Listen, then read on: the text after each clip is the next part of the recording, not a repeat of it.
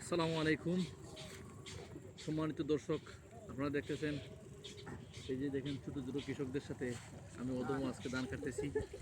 দেখেন পানি প্রায় আমার কোমর পর্যন্ত। আপনারা যারা মিডিয়ার সাথে জড়িত আছেন বা বিভিন্ন মিডিয়াতে আপনারা দেখছেন যে সুনামগঞ্জ সহ আশপাশের যে কিছু এলাকা এই মুষলধারে বৃষ্টির কারণে, বিরতিহীন বৃষ্টির কারণে আমাদের হাওর অঞ্চল পানির নিচে চলে গেছে।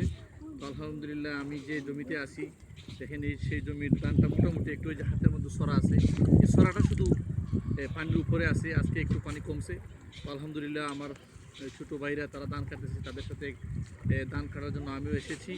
তো দেখেন সম্মানিত দর্শক, মানুষ আসলে কতটুকু কষ্ট করে এত টাকা খরচ করে আজকে দেখেন মানুষ কত পরিশ্রম করে ধানটা গড়ে তুলবে, তবুও ধানের মূল্য নেই। তো আমাদের প্রত্যেকের জায়গা থেকে সোচ্চার থাকতে হবে।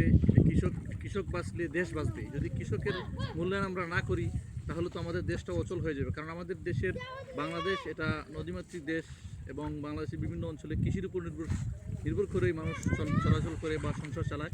এই হিসাবে কৃষককে মূল্যায়ন করা আমাদের জন্য অত্যন্ত জরুরি এবং কর্তব্য।